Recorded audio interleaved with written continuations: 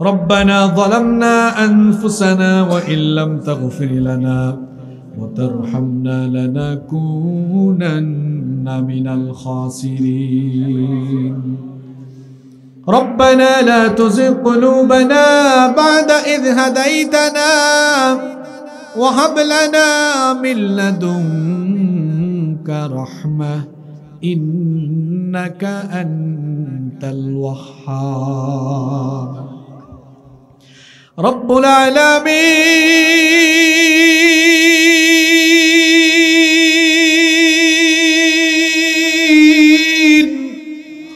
গভীর রাত পর্যন্ত তোমার অসংখ্য কোরআন পাগল বান্দা বান্দিরা নীরবে বসে বসে আলোচনা শুনেছেন ও মালিক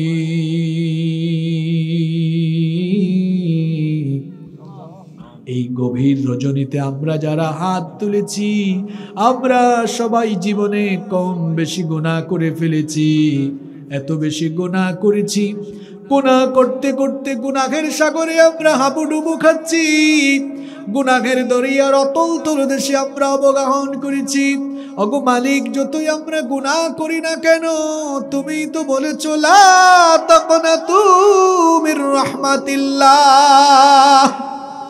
তুমি তো বলেছো বান্দারে যতই গুনাহ করিস না কেন আমার রহমত থেকে তোরা নিরাশ হয়ে যাস না ওগো মালিক সেজন্য তোমার রহমতের আশা করে জীবনের সমস্ত গুনাহগুলোকে সামনে নিয়ে গুনাহের জন্য লজ্জিত হয়ে অনুতপ্ত হয়ে ভিখারির মতো দোকানে হাত পেতেছি ওগো মালিক আমাদের ভিক্ষার হাত তুমি ফিরাইয়া দিও না তুমি যদি আমাদেরকে তাড়িয়ে দাও বিদায় করে দাও আর কোথায় যাব আমরা ছাড়াও তো তোমার অসংখ্য গোলাম আছে কিন্তু তুমি ছাড়া তো আমাদের আর কোনো মাবুদ নাই তুমি যদি আমাদেরকে তাড়িয়ে দাও আর কোথাও যাওয়ার জায়গা নাই ও মালিক আমাদেরকে তোমার রহমত থেকে বঞ্চিত করে দিও না যে গুনাহ করেছি এই গুনাহগুলো নিয়ে যদি অন্ধকার কবরে যাই কবরের মাটি আমাদের সাথে ভালো আচরণ করবে না কবর আমাদের জন্য অপেক্ষা করছে মৃত্যু আমাদের পিছনে কবর আমাদের সামনে জানি না কোন দিন দুনিয়ার সফর শেষ হয়ে যায় আর আমরা কবরের বাসিন্দা হয়ে যাই ওগো মালিক আজকে হাত তুলেছি জানি না আর কোনোদিন হাত তোলার সুযোগ পাবো কিনা কারণ এমনও তো হতে পারে আজকের এই মোনাজাত আমাদের কারো কারো জন্য জীবনের শেষ মোনাজাত হয়ে যেতে পারে আর কোনোদিন এভাবে ফরিয়াদের সুযোগ নাও পেতে পারি গো আল্লাহ এটাই যদি জীবনের শেষ মোনাজাত হয়ে যায় আর যদি গুনাহগুলো বাকি থেকে যায় এই রকম অবস্থায় যদি কবরে যায় ওই কবর সেখানে পরিষ্কার পরিচ্ছন্ন নরম তুলতুলে বিছানা নাই সেখানে কোনো আলো নাই বাতি নাই সাথী নাই কিছুই নাই নিচে মাটি ডানে মাটি বামেও মাটি উপরে বাঁশের ছাউনি বাঁশের ইন্টেরিয়র কোনো আলো নাই বাতি নাই ওই অন্ধকার কবরে তোমার দয়া ছাড়া আমাদের বাঁচার উপায় নাই চক্ষু বন্ধ করে যখন জীবনের অতীতের গুনাহগুলো নিয়ে চিন্তা করি জাহান্নামের ভয়ে তখন কলিজাটা থর থর করে কেঁপে ওঠে চক্ষু বন্ধ করে চিন্তা করলেই দেখি গুনাহের সাগরে সাঁতার কাটছি ওগো মালিক গুনাহের সাগরে নিমজ্জিত হয়ে ভিক্ষুকের মতো দোকানে হাত তুলেছি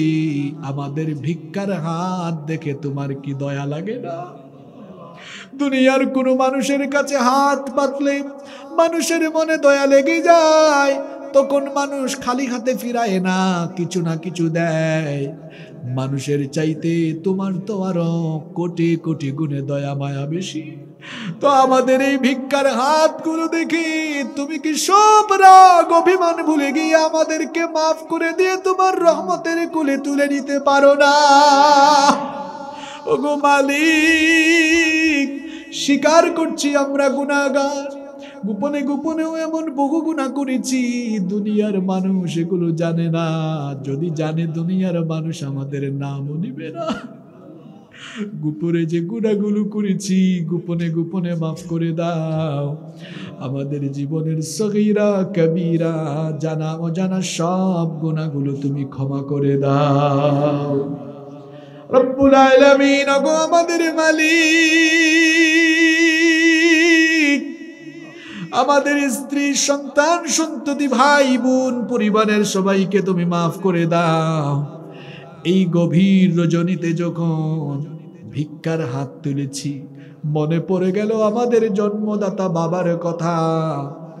আহারে বাবা আমাদেরকে কত কষ্ট করে লালন পালন করেছেন, বট বৃক্ষের মতো ছায়া দিয়ে কষ্ট আর ত্যাগ স্বীকার করে ওই বাবা আমাদেরকে লালন পালন করেছেন। বাবার কথা মনে পড়লেই ছোটবেলার দৃশ্যগুলো স্মৃতিপটে ভেসে আসে। আহারে বাবা, তিনি এমন এক সংগ্রামী মানুষ, কত কষ্ট করেছেন। আমরা যখন ছোট্ট ছিলাম সেই অবস্থায় বাবা যখন সন্তানকে নিয়ে খাবার খেতে বসেছে, নিজে খায় নাই, সন্তানের মুখে খাবারের লোকমা তুলে দিয়েছে। মাঠে ঘাটে কনকনে ঠান্ডায় আর প্রচন্ড রোদে কাজ করে আমাদেরকে মাথার ঘাম পায়ে ফেলে পড়াশোনা শিখিয়েছে। আমাদের জন্য কত কষ্ট করেছে, লালন পালন ভরণ পোষণের ব্যবস্থা করেছে। বাবা সারা জীবন কত ধন সম্পদ উপার্জন করেছে, আর পৃথিবী থেকে যাওয়ার সময় সব কিছু আমাদেরকে দিয়ে এতিমের মতো একাকী অন্ধকার কবরে চলে গেল। রব্বুল আলামিন আমাদের যাদের বাবা নাই, আমাদের দুঃখ কষ্টের সময়ে বাবারে চিন্তা করিস না এই কথা বলে মাথায় হাত বুলাইয়া দেওয়ার মানুষ নাই। আমাদের যাদের বাবা নাই, আমাদের মাথার উপরে কোনো ছায়া নাই, আমাদের যাদের বাবা নাই, দুঃখ কষ্টের সময়ে আমাদেরকে বুকে জড়াইয়া নিয়ে আদর করারও কেউ নাই। মালিক, এখানে অনেকেই আছেন কলিজার টুকরা মাও হারিয়ে ফেলেছেন, একটি অক্ষর মাত্র মা, কিন্তু মনে হয় যেন গোটা দুনিয়ার সকল মধু তুমি এই নামে ঢেলে দিয়েছ গো আল্লাহ। কত মধু মাখা, কত জাদু মাখা এই নাম। মায়ের কথা কি আর বলবো, শরীরের সব চামড়া খুলে যদি মায়ের জন্য স্যান্ডেলের ফিতা বানাই, ছোটবেলা মায়ের যে বুকের দুধ চুষে চুষে খেয়েছি, এক ফোঁটা দুধের হক আদায় করা সম্ভব হবে না। রব্বুল আলামিন আমাদের মমতাময়ী সেই মা আমাদের জন্য কি কষ্ট আর ত্যাগ স্বীকার করেছেন সেটা ভাষায় প্রকাশ করা সম্ভব না। একদিন আর 2 দিন নয়, একটানা 10 মাস 10 দিন আমাদের মা যাতনা সহ্য করেছে। শীতের দিন চলে এসেছে, পৌষ মাস, মাঘ মাসের ঠান্ডা। এই ঠান্ডায় ল্যাপ কম্বল গায়ে দিয়ে দুনিয়ার মানুষ যখন আরাম করে ঘুমায়, আমরা যখন মায়ের পেটে ছিলাম, গভীর রাতে যখন গুতাগুতি নড়াচড়া আরম্ভ করেছি, গভীর রাতে মা আর ঘুমাইতে পারে না। এমন ব্যথা শুরু হয়েছে, কলিজাটা ছিঁড়ে যাওয়ার মতো বেদনা। মা তখন না ঘুমিয়ে সারা রাত কষ্ট সহ্য করে করে চোখের পানিতে বালিশ ভিজিয়ে দিয়েছে। এভাবে যে কত রাত মা কষ্ট করেছে আমরা জানি না। শুধু রাতের বেলা নয়, দিনের বেলাও আমাদের মা আমাদেরকে পেটে নিয়ে সাংসারিক কাজ করেছেন, রান্না বান্না করেছেন, ঘরের সবাইকে খাওয়ানোর পরে ক্ষুধার্ত মা তিনি যখন খাবারের প্লেটটা সামনে নিয়েছেন, খাবারের লুকমা মুখে নিবেন, ঠিক তখনই পেটের ভিতরে সন্তানের নড়াচড়া আর গুতাগুতির কারণে মায়ের বমি বমি ভাব সৃষ্টি হয়ে যায়। মা তখন আর খাইতে পারে না, খাবারের প্লেটটা রেখে দিয়ে রুমে গিয়ে বিছানায় শুয়ে শুয়ে শুয়ে শুয়ে ফুপিয়ে ফুপিয়ে কান্না করে। এইরকম যে কত দিন আর কত রাত মা কষ্ট সহ্য করতে না পেরে কেঁদেছে, তুমি ছাড়া কেউ জানে না গো আল্লাহ। এইরকম কষ্ট করতে করতে করতে করতে যখন মায়ের প্রসবের সময় এসে গেল, কত পেরেশানি, কত কষ্ট। বর্তমান চিকিৎসা বিজ্ঞান বলছে একজন মানুষ সর্বোচ্চ 20 থেকে 25 ইউনিট পর্যন্ত ব্যথা সইতে পারে। কিন্তু আমাদের জনম দুঃখিনী মা আমাদেরকে জন্ম দিতে গিয়ে 20 আর 25 নয়, 50 থেকে 55 ইউনিটের মারাত্মক বেদনা সহ্য করেছে। শরীরের প্রতিটি হাড় ভেঙে যাওয়ার চাইতেও নিদারুণ সেই কষ্টের যন্ত্রণা কলিজার টুকরা মা কিভাবে সহ্য করেছেন তুমি ছাড়া কেউ বুঝবে না গো আল্লাহ। 2 বছর 2.5 বছর মা বুকের দুধ পান করালেন, মায়ের কোলে কত প্রস্রাব পায়খানা করলাম, রাগ করলেন না, বিরক্ত হলেন না। গভীর রাত পর্যন্ত আমরা যখন বাড়ি ফিরি না, বাড়ির একটা মানুষও আমাদের জন্য অপেক্ষায় থাকে না, টেনশন করে না। কিন্তু মা না ঘুমায়া কিছুক্ষণ পর পর ফোন করে আর বলে, বাবা রে সবাই তো চলে আসলো, তুই কেন এখনো আসলি না? তুই বাড়িতে আসিস না বলে আমার শান্তি লাগে না, ঘুম আসে না। আমাদের যাদের মা নাই, আমাদের ফোনে সবার কল আসলেও মায়ের কলটা আমাদের ফোনে আর আসে না। গভীর রাতে যখন আমরা বাড়িতে যাই, গিয়ে দেখি সবাই ঘুমায়া আছে, কিন্তু কেবলমাত্র একজন না ঘুমায়া বাড়ির দরজায় পাহারাদারের মতো দাঁড়ায় আছে। আমাদের যাদের মা নাই, বাড়ির দরজায় আমাদের জন্য অপেক্ষা করার কোনো মানুষ নাই। আমাদের যাদের মা নাই, আমাদের দুঃখ কষ্টের সময় আমাদের মাথায় সান্ত্বনার হাত বুলিয়ে দেওয়ার মানুষ নাই। মালিক তাকায়া দেখো এই মাঠের দিকে মা বাপ হারিয়ে এতিম সন্তানগুলো চোখের পানি ছেড়ে দিয়ে ভিক্ষার হাত তুলেছে। আল্লাহ আমাদের চোখের পানি দেখে তোমার কি দয়া লাগে না? আমরা যারা মা বাপ হারিয়েছি, আমাদের যাদের মা বাবা কবরে চলে গিয়েছেন, আমাদের চোখের পানি দিয়ে আমাদের কবরবাসী মা বাবার কবরের জাহান্নামের আগুন তুমি চিরদিনের জন্য নিভিয়ে দাও। আমাদের যাদের আব্বা আম্মা বেঁচে আছেন, নেক হায়াত বাড়িয়ে দাও। যতদিন আমাদের মা বাবা বেঁচে থাকবেন আমাদেরকে খেদমতের তৌফিক দাও। আল্লাহুম্মা গফির লি ওয়া লিওয়ালিদাইয়া ওয়া কুর রাব্বিরহামহুমা। আমার বাবারা, আমার ভাইয়েরা কেউ চুপ থাকবেন না। বাবা মায়ের জন্য সবাই দোয়া করেন, পরের আমার সঙ্গে, রব্বিরহামহুমা কামা রব্বায়ানি সগীরা। রব্বিরহামহুমা কামা রব্বায়ানি সগীরা। রব্বুল আলামিন আমাদের কত আত্মীয় স্বজন আমাদেরকে ছেড়ে কবরে চলে গিয়েছেন। আমাদের যত আত্মীয় স্বজন কবরের বাসিন্দা হয়েছেন, সবার কবরের আযাব তুমি মাফ করে দাও। এই নাগরাকুড়া এলাকায় কবরস্থানগুলোতে যত মানুষ শুয়ে আছেন, সবার কবরগুলোকে জান্নাতের বাগান বানিয়ে দাও। আমাদের সামনে পিছনে ডানে বামে যত কবরস্থান আছে, সকল কবরবাসীদেরকে মাফ করে দাও। রব্বুল আলামিন আমাদের মধ্যে যারা অসুস্থ তাদেরকে তুমি শিফা দান করে দাও। আমাদের অভাব অনটন দূর করে দাও। আমাদেরকে হালাল উপায়ে উপার্জনের তৌফিক দাও। চাকরি এবং ব্যবসায় বরকত দিয়ে দাও। যারা বেকার আছেন কর্মসংস্থানের ব্যবস্থা করে দাও।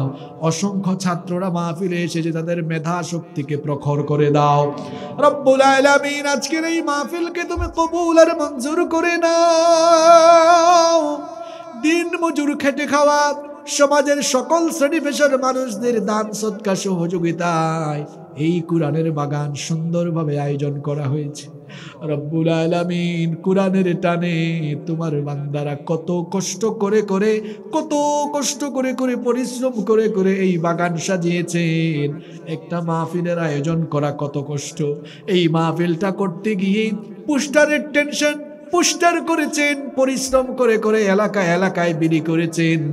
আবার পরিশ্রম করে করে বিভিন্ন জায়গায় ব্যানার লাগিয়েছেন, কত পরিশ্রম করেছেন, মানুষের বাড়িতে বাড়িতে গিয়েছেন, মানুষকে দাওয়াত দিয়েছেন, টাকা পয়সা কালেকশন করেছেন। কত রাত আমার ভাইয়েরা ঠিক মতো রাতে টেনশন করে ঘুমাইতে পারে নাই, দিনের বেলা ঠিক মতো খাবার খাইতে পারে নাই। এখনো আয়োজক কমিটির অনেকে খায় নাই, ঠুট শুকায় গিয়েছে।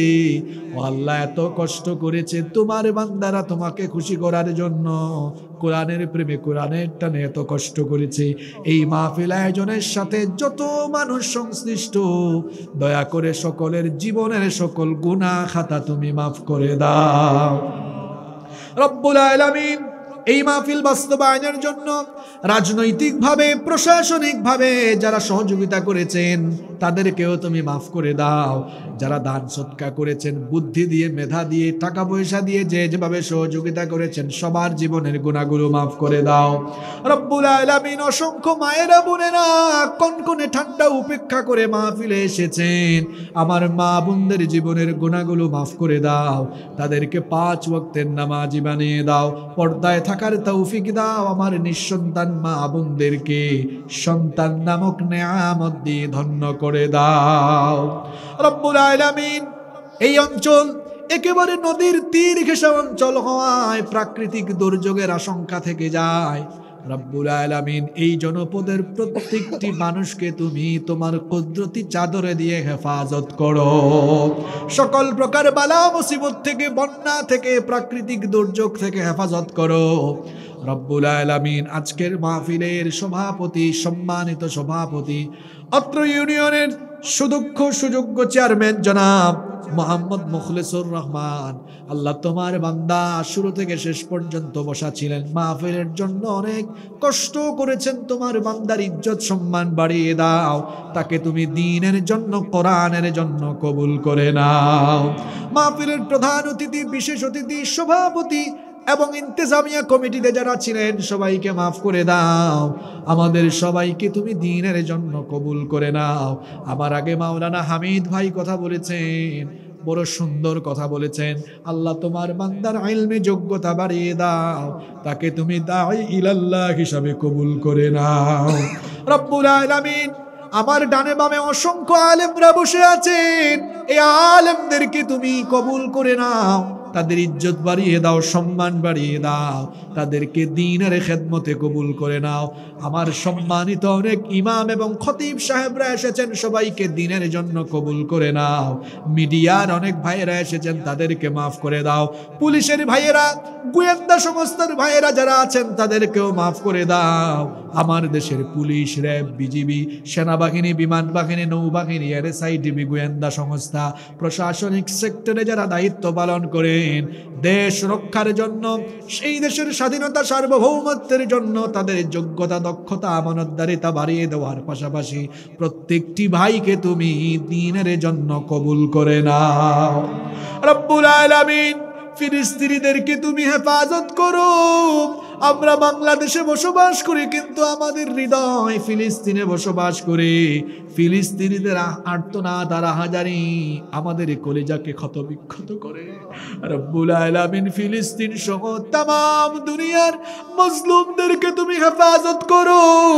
আমাদের প্রাণের কিবলা মসজিদে আকসাকে পুনরুদ্ধারের জন্য গোটা দুনিয়ার মুসলমানকে ঐক্যবদ্ধ হওয়ার তৌফিক দান করো রব্বুল আলামিন। সারা দুনিয়ার নির্যাতিত আলেমদেরকে হেফাজত করো রব্বুল আলামিন। কোরআনের মাঠে, কোরআনের এই ময়দানে, কোরআনের অনেক ধারাভাষ্যকার, কোরআনের অনেক মুফাসসির, অনেক আলেমদেরকে আমাদের হৃদয় থেকে আমরা বড় অনুভব করি। এই ময়দানকে সাজানোর জন্য, এই ময়দানটাকে উর্বর করার জন্য তোমার বান্দারা যারা খেদমত করে করে দুনিয়া থেকে চলে গিয়েছেন, কোরআনের সেই বুলবুলদের কবরগুলোকে তুমি জান্নাতুল ফেরদাউস বানায়া দাও রব্বুল আলামিন। সারা দেশ এবং সারা পৃথিবীতে কোরআনের বাণী বছরের পর বছর পৌঁছিয়ে দিয়ে তোমার যে সকল বান্দারা দুনিয়া ছেড়ে চলে গিয়েছেন রব্বুল আলামিন, দয়া করে তুমি তাদের কবরগুলোকে জান্নাতুল ফেরদাউস বানায়া দাও। আমরা বড় অযোগ্য মানুষ, পড়াশোনা কম, ইলমীয় যোগ্যতা আছে, দুর্বলতা আছে। রব্বুল আলামিন আমাদেরকে তুমি যোগ্যতা বাড়ায়া দাও, আমাদের জড়তা দূর করে দাও, ত্রুটি দুর্বলতা দূর করে দাও, ইলমে আমলে আমাদেরকে সমৃদ্ধ করে দাও। রব্বুল আলামিন যারা কোরআনের দাওয়াতের কারণে দেশ ছাড়া, ঘর ছাড়া, বাড়ি ছাড়া, সেই সকল কোরআনের বুলবুলিগুলোকে তুমি আবারও আমাদের মাঝে কোরআন শোনানোর ব্যবস্থা করে দাও। রব্বুল আলামিন সারা দুনিয়ার মুসলিমদেরকে হেফাজত করো। ওগো মালিক, শেষ ফরিয়াদ, শেষ আবেদন তোমার কাছে গো আল্লাহ। দুনিয়াতে কেউ আমরা চিরদিন থাকবো না। হঠাৎ করে কোন দিন যে আমরা দুনিয়া থেকে চলে যাই আমরা জানি না। শয়তানের ধোঁকায় আমরা গুনাহ করে ফেলি, আমাদের গুনাহের কারণে তুমি রাগ করে আমাদের উপর অসন্তুষ্ট হয়ে গাড়ির নিচে, চাকার নিচে ফালায়া মর্মান্তিক মৃত্যু আমাদেরকে দিও না। আমাদের গুনাহের কারণে আগুনে ফেলে দিয়ে, পানিতে ফেলে দিয়ে, মর্মান্তিক দুর্ঘটনায় কবলিত করে আমাদের মৃত্যু দিও না। আমাদের গুনাহের কারণে, পাপের কারণে এমন কোন রোগ দিও না দুনিয়ায় যেই রোগের চিকিৎসাও পাওয়া যায় না। আমাদের পাপের কারণে এমন কঠিন রোগ দিও না যে রোগের কারণে বিছানায় পায়খানা প্রস্রাব করে, পায়খানা প্রস্রাবে গড়াগড়ি করে চিৎকার দেয়া লাগে। মালিক, যত দিনের হায়াত আছে আমাদেরকে ইজ্জতের হায়াত দাও। মৌতের সময় ইজ্জতের মৌত নসিব করে দিও। যখন নামাজে তোমাকে সাজদা দেই, সাজদারত অবস্থায়, তাহাজ্জুদের সাজদায়, কুরআন কারীমের তেলাওয়াতে, জুমার রাতে, জুমার দিনে, রমাদানের পবিত্র মাসে, তাও যদি নসিব না হয়, তোমার হাবিব এবং তার সাহাবীরা হাত তুললেই চোখের পানি ছেড়ে দিয়ে কাকুতি মিনতি করে যে মৌতের জন্য ফরিয়াদ করতেন, সেই সব চাইতে শ্রেষ্ঠ মর্যাদা সম্পন্ন মৌত, শাহাদাতের মৌত আমাদেরকে নসিব করে দিও। মৌতের সময় আমাদেরকে পবিত্র বানিয়ে আমাদের জবান থেকে কালেমা নসিব করে দিও। লা ইলাহা ইল্লাল্লাহু মুহাম্মাদুর রাসূলুল্লাহ সাল্লাল্লাহু আলাইহি ওয়াসাল্লাম।